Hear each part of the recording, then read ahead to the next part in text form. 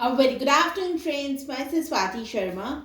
Today we are going to do the fifth part of the story of inventor Isaac Newton. देखिए आज हम Isaac Newton की story का करेंगे fifth part. तो शुरू करते हैं। ड्यूरिंग द ईयर 1684, देखिए 1684 जब चल रहा था, Edmund Halley visited the home of Newton. Edmund Halley एक इंसान थे, उन्होंने विजिट किया न्यूटन का घर।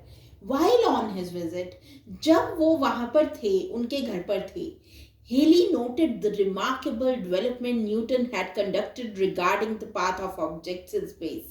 देखिए, जब हेली वहां पर उनके घर पर थे तो उन्होंने देखा कि किस तरह से न्यूटन ने कंडक्ट किया था path of objects in space. उन्होंने पाथ ऑब्जेक्ट्स का स्पेस में जो ऑब्जेक्ट्स हैं, जैसे स्टार्स हो गए, प्लैनेट्स हो गए, उनका पाथ जो था किस तरह से ऑब्जर्व किया था, किस तरह से उसके ऊपर स्टडी कंडक्ट की थी।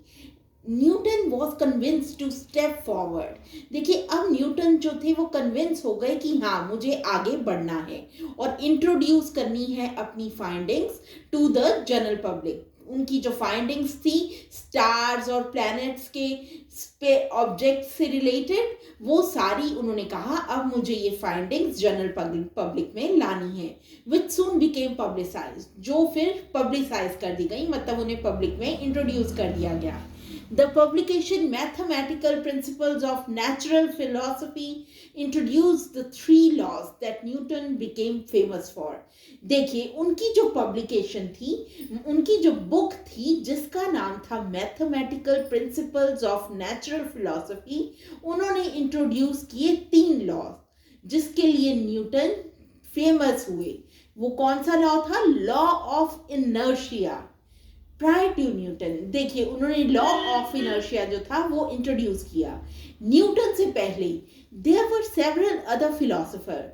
देखिए कुछ और फिलोसोफर्स भी थे who proposed ideas to describe the motion of celestial bodies, जिन्होंने आइडियाज प्रपोज किए थे, आगे लेकर आए थे मोशन जो है, मूवमेंट जो है सेलेस्टियल बॉडीज लाइक स्टार्स और प्लैनेट का मूवमेंट को डिस्क्राइब करने के लिए उन्होंने भी उस पर काम किया था। Kepler and Galileo Galilei often studied the way objects fell in order to gain an understanding of the motion of the planets. देखिए गैलीलियो गैली और कैप्लर जो थे उन्होंने काफी स्टडी किया था कि किस तरह से ऑब्जेक्ट्स जो हैं वो एक ऑर्डर में रहते हैं, एक लाइन में रहते हैं, to gain an understanding of the motion of the planets. किस लिए उन्होंने किया? ताकि वो समझ सके उनके मोशन के बारे में, प्लैनेट्स के मोशन के बारे में। In 1727 at 84, Sir Isaac Newton died in his sleep.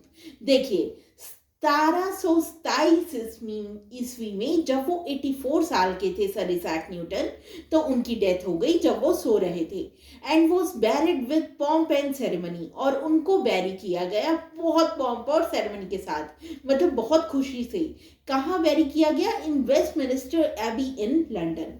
इस जगह पे लंदन में वेस्टमिनिस्टर एबी में उन्हें बैरी किया गया। So friends, that was all about the story of Isaac Newton. Thank you.